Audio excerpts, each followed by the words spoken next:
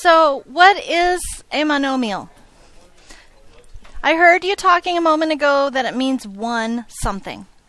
You still agree with that? Okay.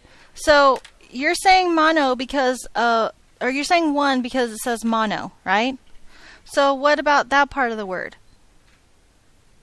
Nomial? Thank you for reading it for me. What does it mean? Number or term, right? So a monomial is one number or term. These 9 monomials are examples of monomials. So please tell me what a monomial can include. Well, most simply, it can include a number, right? Can I say numbers? I probably should because 8.5. I guess some people could argue that that's 2 numbers, but they would be dumb. But we're not going to talk about them in front of their back. What else you got? Variables? I'll go with that one.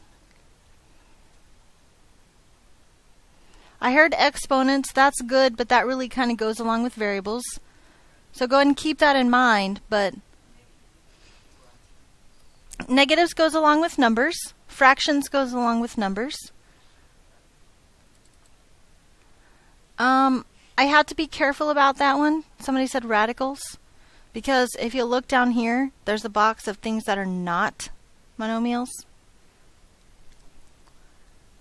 So I just ask you to use caution. We'll hopefully explain that one and make it more clear here in just a second. Okay. The last thing that it can contain or include.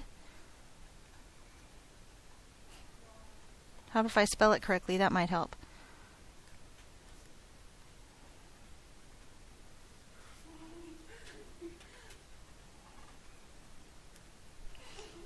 Does that work?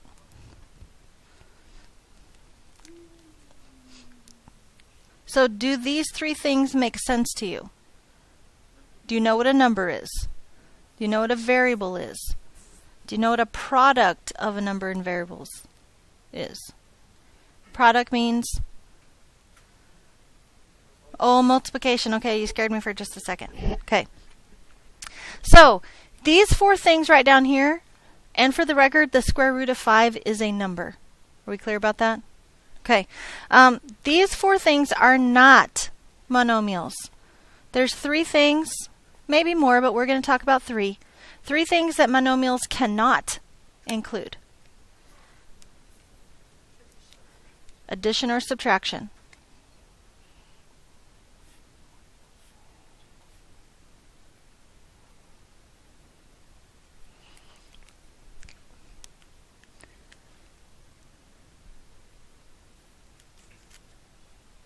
What else? This is comparing and contrasting, right? This is a little higher order thinking skill. It can't have a variable in the radical. Very good.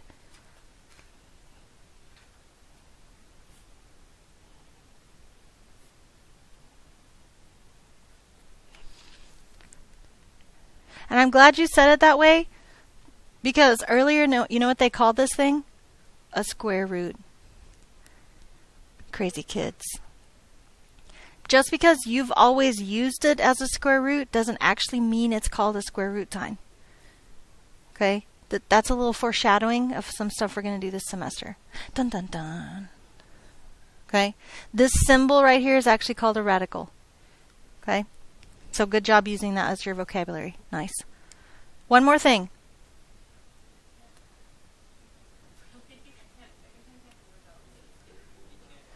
Variable in the denominator. Good.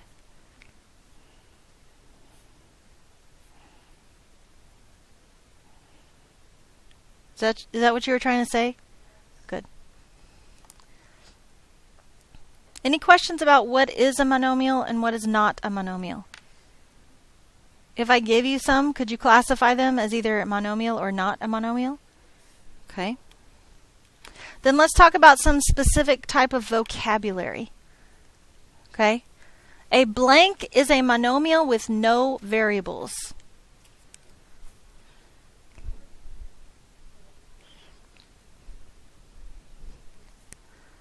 Yeah, that is a C. Good job. Good.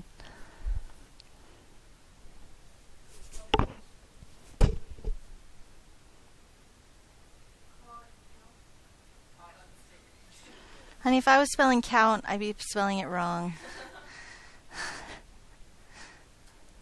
But I wasn't spelling count. Okay. So, examples from the top section. 2, 0, 5/3. Negative 8.5. One more. Square root of 5. Any questions about that? In a monomial, the blank is the numeric factor of the variable.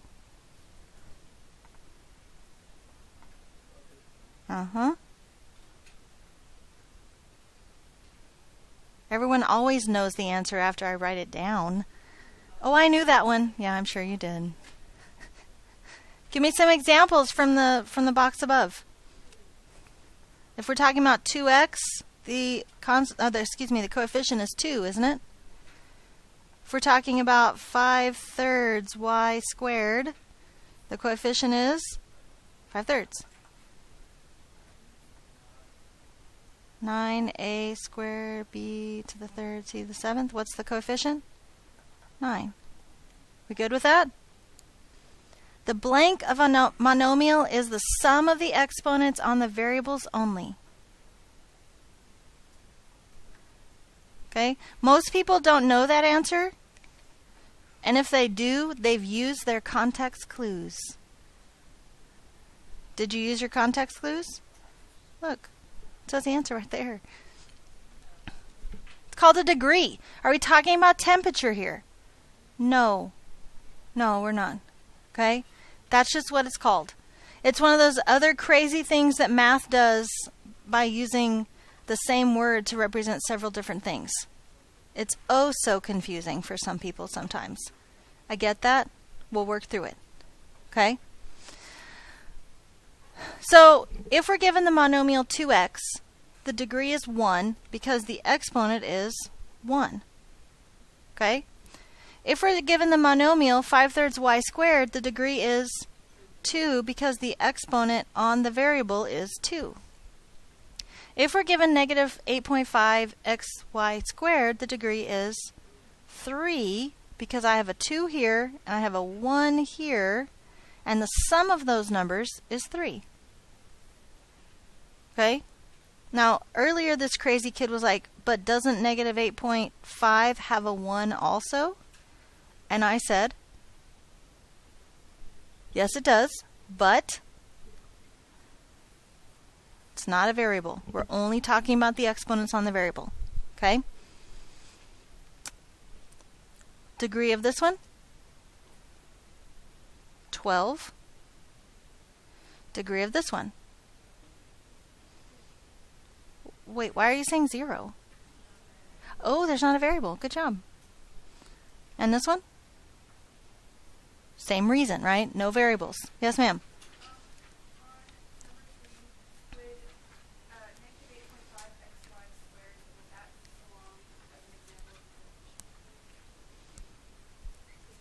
We didn't write it. Yes, you are correct. Negative 8.5 is a coefficient. We could have written it. We chose not to. I figured 3 was enough, but yes, absolutely, you can write that there if you want to. Okay, good question.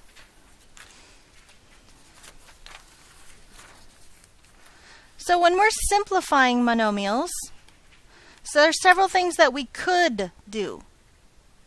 We could be given this sample problem, and we could change this by expanding it to be 5 times x times x times y times y times y times 2 times 2 times x times y times y times y times y.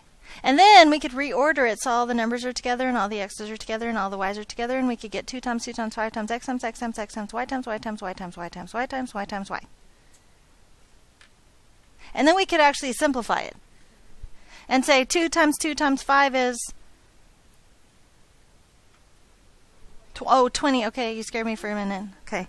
And then x times x times x is x to the third.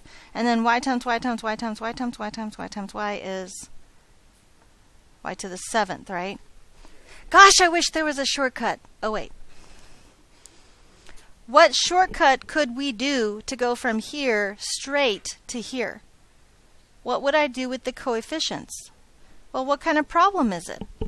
It's a multiplication problem, isn't it? So we multiply the coefficients. But what do you notice that we could also do with the exponents? An x squared and an x to the first becomes an x to the third.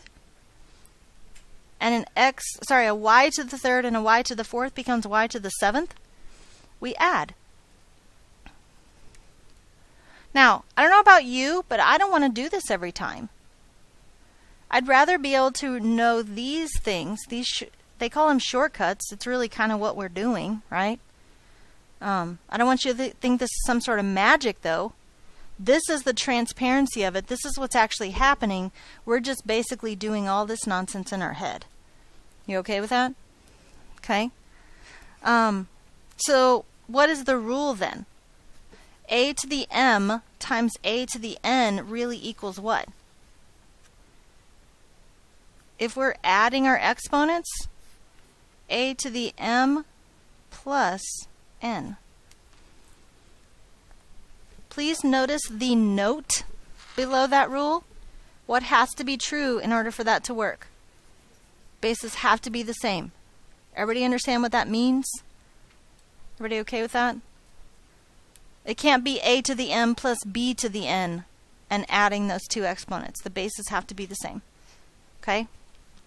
So what about if we're dividing? That's what's happening for multiplying monomials, but what if we're dividing monomials?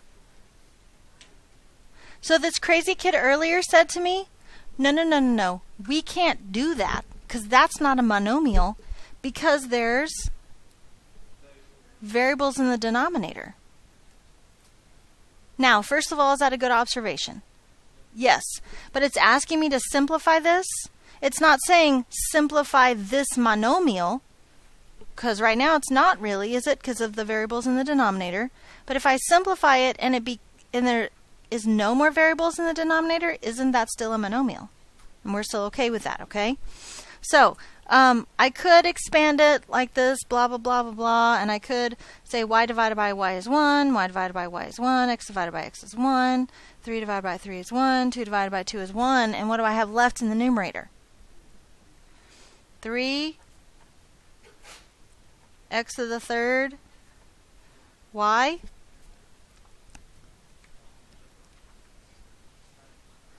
But again, do I want to do this every time? When there's another way. Again, they call it a shortcut. I don't want you to think it's some sort of magic. It's just what we're doing. It's just the math that we're doing.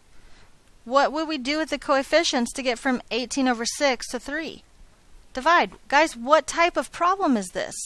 It's a division problem. So divide the coefficients. How did I get from x to the fourth over x to make that x to the third? How did I get from y to the third over y to the second to become y? Subtract. We subtract the exponents. Okay? So tell me what the rule is for the exponents then. A to the m divided by a to the n equals a to the m minus n. Again, the bases have to be the same for that rule to work. Okay? So some other rules that we're going to encounter today, and probably in the next couple weeks as well, is this one. A to the n equals a to the negative n equals 1 over a to the n. We don't like negative exponents. And if you want to know the truth, I really don't like them. I don't ever want to have to deal with negative exponents if I have a choice. Okay? So it's in the numerator right now, isn't it? When I move it to the denominator, what happens to the exponent? It becomes positive because it moves to the side of the fraction that we want it to be at, that it wants to be at. Okay? So if I have 5 to the negative 2 power, that's really the same as 1 over 5 squared, which is what? 1 over 25. Now, is that step necessary? Well, no, but it's easy as it is. We might as well do it, right? Okay. What about x to the negative fourth? 1 over x to the fourth. Here is the place where I have decided I do not want to mess with a negative exponent. So can I show you another approach to this type of problem? When I'm dividing like bases, what did I do with the exponents? I subtract. So what they want us to do is say 3 minus 9 is negative 6, but I can't have negative exponents, so I say 1 over b to the 6th, right? But what if we started down here to begin with? What if I said 9 minus 3? What is that? 6, and I leave it where I started in the denominator. Does that make sense? Does it work every time? Yeah. Yeah, it does. Okay? All right, go to the next rule. A to the m raised to the n power. I have a power of a power. What do I do with those numbers? I multiply them. So what am I going to get here? 5 to the 6th. Do you know off the top of your head that that's 15,625? If you do, that's great. If not, we have calculators, but this is probably good right now. Okay? What about this one? X to the 20th? What about this one? Ooh, this is like a mix of rules, isn't it? Dun dun dun. Can we do it in our head though? It would be b to the negative 12th. So 1 over b to the 12th. We good with that? Okay, what's different about the next two rules than any of the other rules we've talked about so far? These bases are not the same, are they? This is an a, this is a b. It's two different variables. But look what happens. If I have two numbers being divided and that whole thing is being raised to a power, what's really being raised to a power?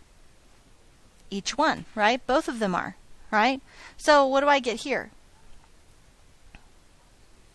5 squared over 8 squared.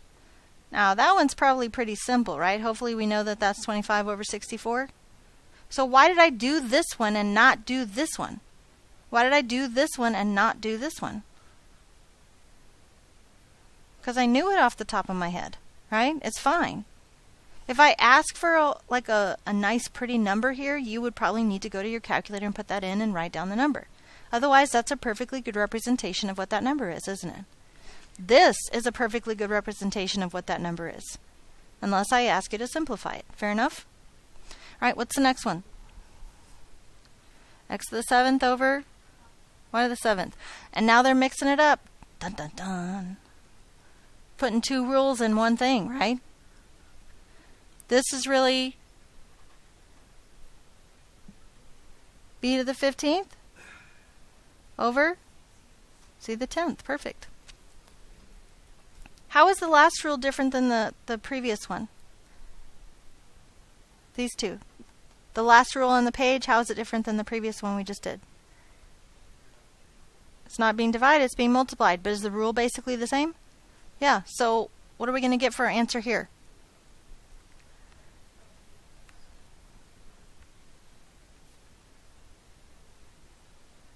So what do you think is the most common mistake people make on this problem? They forget to square the 5. We haven't done, okay, we've either done whole numbers or we've done variables. We haven't done a mix of them before, have we? Okay, so this is really 5 squared x to the 4th, isn't it? Could we write 25x to the 4th? Absolutely. And since we know that one, we might as well, right? What about this one? X to the 6th, y to the... Perfect. Please ask. Donde? Which x? Right here? So what's 1 times 6? 6. That was a good joke. It's fine. What about this last one? 64, x to the 6th, y to the 12th? 4 times 4 times 4, right? Any questions?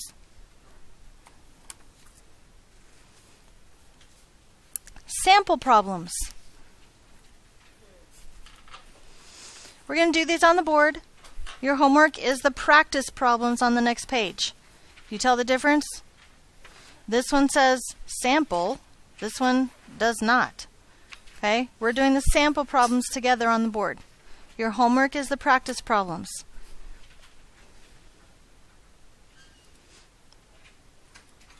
Peace.